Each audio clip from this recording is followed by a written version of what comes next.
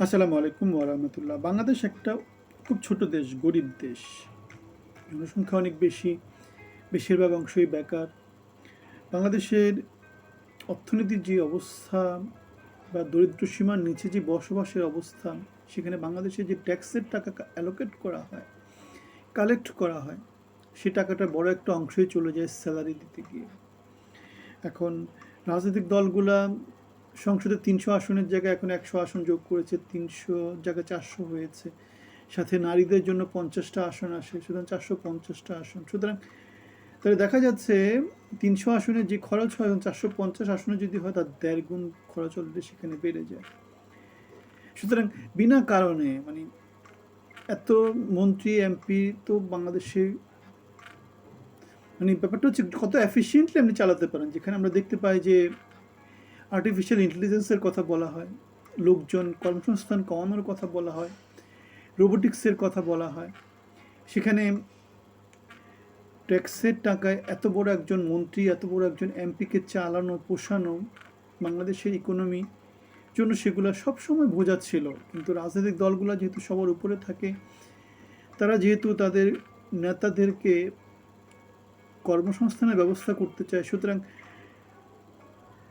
MP position বাড়ানো তাদের কোনো না নাই, মন্ত্রী পজিশন বাড়ানো তাদের কোনো না নাই। মানে নেতাদেরকে কর্ম মানে কাজ দেওয়ার কোনো সুযোগ পেলে সেখানে তারা না করে না।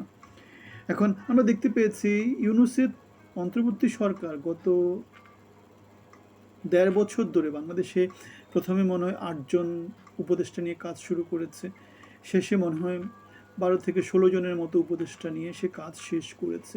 সুতরাং অল্প কিছু লোকজন নিয়ে কিন্তু বাংলাদেশের সরকারটা পরিচালিত হয়েছে। এখন রাজনৈতিক সরকার হলে তারা এই কাজটা করতে পারবে, তাদের জন্য এই কাজটা করাটা সহজ। কিন্তু তারা সেই কাজটা করবে না। কেন করবে না? কারণ দেশের আনাচে কানাচে সব জায়গাতে তারা তাদের ভয়েসটা শোনাতে চায়। তারা কি করতে চায়? জয়গীত দিয়ে দিতে চায়। মন্ত্রী দেওয়া মানে কি ওই এলাকাকে একটা জয়গীত দিয়ে দেওয়া, যে তুমি এই এলাকা দেখে রাখবা, তুমি এই এলাকা দেখে রাখবা। সুতরাং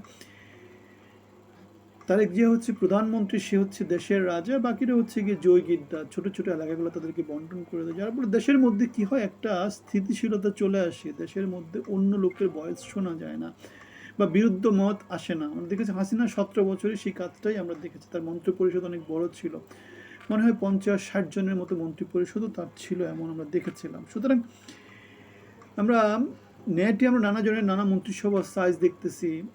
এটা এগুলো গুজব। মানে কেউ মন্ত্রী পরিষদের স্থান পেতে চাচ্ছে, সে একটা লিস্ট করে তার অনুসারীরা সেটা প্রচার করে দিচ্ছে, এরকম একটা ব্যাপার স্যাপার।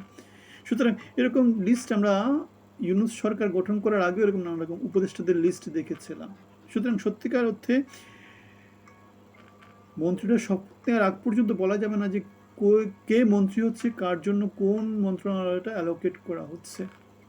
কিন্তু আমাদের সরকারের কাছে অনুরোধ থাকবে মন্ত্রী পরিষদের সাইজটা যাতে তারা একটু ছোট রাখে, জনগণের উপর ট্যাক্সের বার্ডনটা যাতে কম রাখে।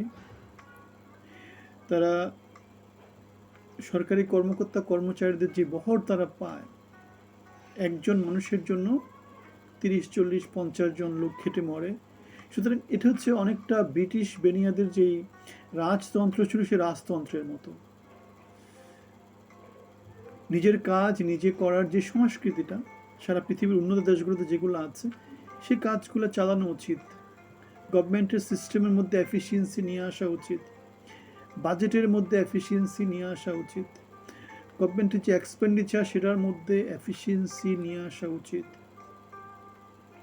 যদি সেটা না করা হয়, পরিবর্তনের কিছু বাংলাদেশ দেখতে পাবে না। আজকে মনে হয় জিএম কাদের একটা কথা বলেছে, এই সরকারের সর্বোচ্চ মেয়াদ হতে পারে ৩ বছর। এই কথা সে কেন বলেছে সেটা আমরা জানি না। হয়তো এমনও হতে পারে যে ইউনূস সরকার হাসিনা থেকে ১.৫ বছরের মতো সময় নিয়েছে, হাসিনা সরকার ৬ মাস কাজ করেছে, ২ বছর চলে গেছে। এই সরকার মাঝখানে আগামী ৩ বছর কাজ করবে, যার ফলে ৫ বছর শেষ হবে। সুতরাং ২৯-এ একটা নির্বাচন হবে। ২৯-এর নির্বাচনে সব দল পার্টিসিপেট করবে।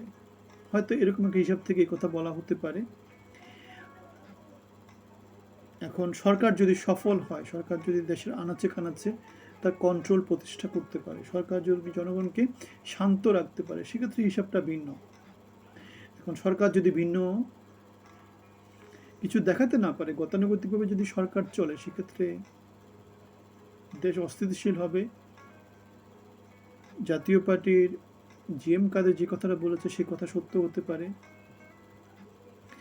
দেশের অনেক বড় বড় যারা রাজনৈতিক নেতা গত 54 বছর ধরে ছিল, জিএম কাদের, অথবা ওদিকে গামছা কাদের একজন আছে না, কাদের সিদ্দিকী, অথবা আওয়ামী লীগের যে বড় বড় নেতা যারা ছিল, তারা তো এই নির্বাচনে পার্টিসিপেট করেনি। তাদের বড় বড় তাদের কিছু অনুসারী গোষ্ঠী আছে। সুতরাং সবাই মিলে যদি নির্বাচন দাবি করে, সেক্ষেত্রে বিএনপি সরকারের পক্ষে অন্য কিছু করা খুব বেশি সম্ভব হবে না। জামাতকে নিয়ে যদি তারা না চলে, অন্য কিছু করা সম্ভব হবে না।